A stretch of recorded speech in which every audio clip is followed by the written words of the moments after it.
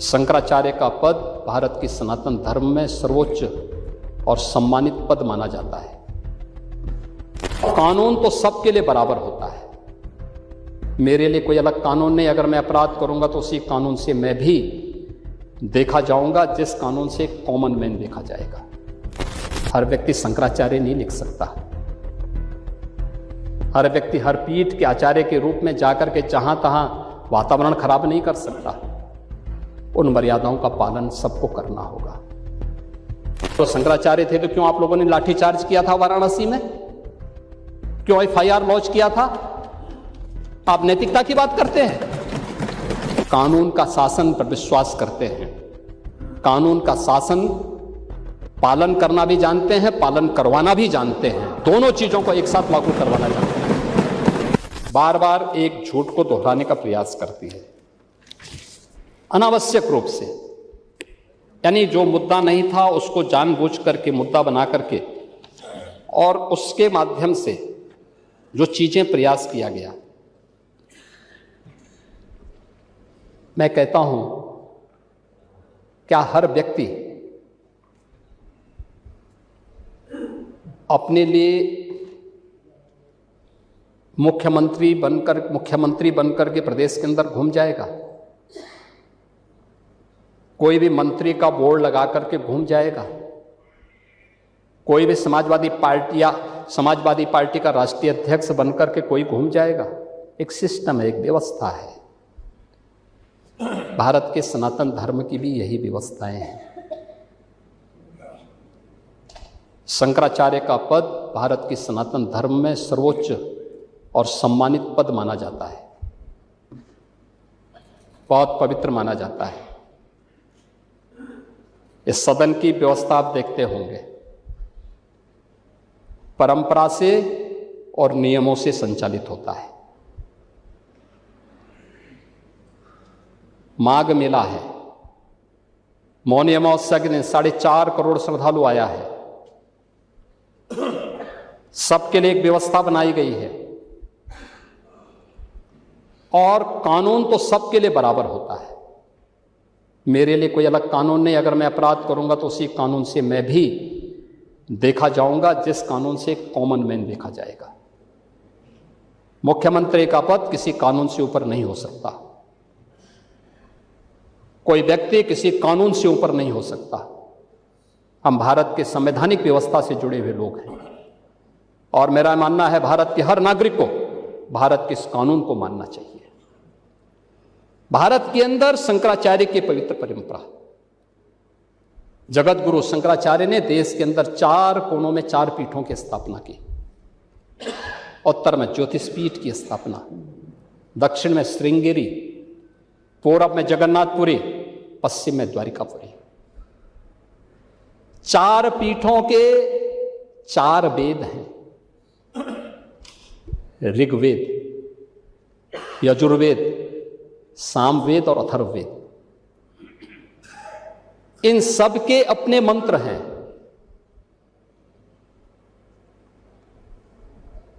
ऋग्वेद, इसका मंत्र प्रज्ञानम ब्रह्म, ये प्रज्ञा ही ब्रह्म है, ये इसका मंत्र है। क्योंकि बुद्धि की पवित्रता पर ऋग्वेद ध्यान देता है। यजुर्वेद अहम ब्रह्मास्मि, ये इसका मंत्र है। मैं ही ब्रह्म हूं। कोई भी साधक जब अपनी साधना की पराकाष्ठा में पहुंचता है तो उसको इस बात की अनुभूति होती है। यही उपनिषदों का उद्घोष भी है। सामवेद तत्त्वमसि, यानी उस आत्मा के बारे में तू ही वह है, यानी जिसको तू बाहर ढूंढ रहा है वो तुझ में ही है। और अथर्ववेद अयात्मा ब्रह्म, ये आत्मा ही ब्रह्म है। ये 4 मंत्र हैं। आदि जगत गुरु शंकराचार्य ने अनिवार्य किया है जिस पीठ के लिए जो योग्य पात्र होगा उसका मन, उसका भाष्य, आज की भाषा में आप कह सकते हैं थीसिस, वह विद्वत परिषद के द्वारा अप्रूव की हुई, उसके द्वारा और फिर उस परंपरा के द्वारा उसको मान्य किया गया। हर व्यक्ति शंकराचार्य नहीं लिख सकता।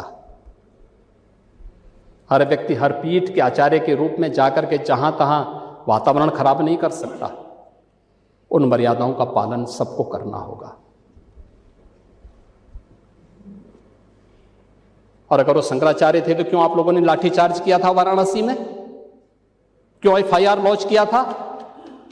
आप नैतिकता की बात करते हैं।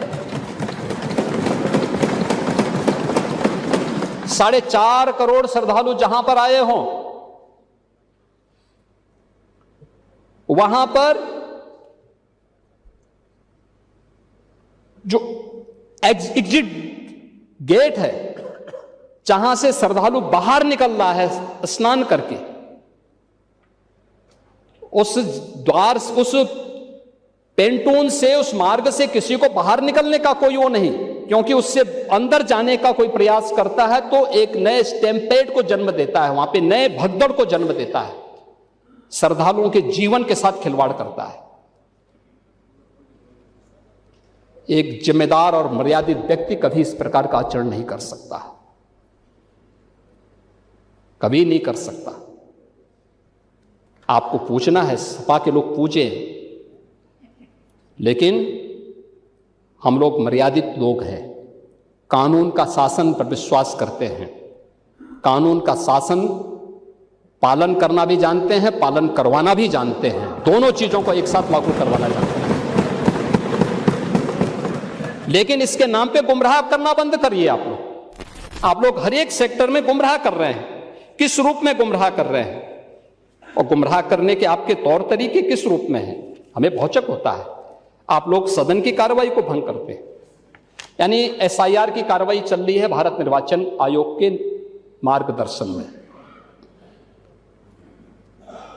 ये लोग विरोध करते हैं, कि एसआईआर की कार्रवाई नहीं होनी चाहिए। उत्तर प्रदेश के अंदर अब तक ईएसडी, जो अब तक आंकड़े जारी किए हैं भारत निर्वाचन आयोग ने, एब्सेंट, शिफ्टिंग एंड डेथ, इनमें 2,88,00,000 से अधिक लोग सामने नहीं आए हैं जिन्होंने एसआईआर का फॉर्म नहीं भरा है। इनमें से 46,23,000 तो केवल मृतक हैं जिनके नाम पे लोग वोट डालते थे। 1,39,00,000 ये वे हैं जो परमानेंटली शिफ्टेड हैं, उनके नाम पे लोग वोट डालते थे। 25,47,000 डुप्लीकेट है।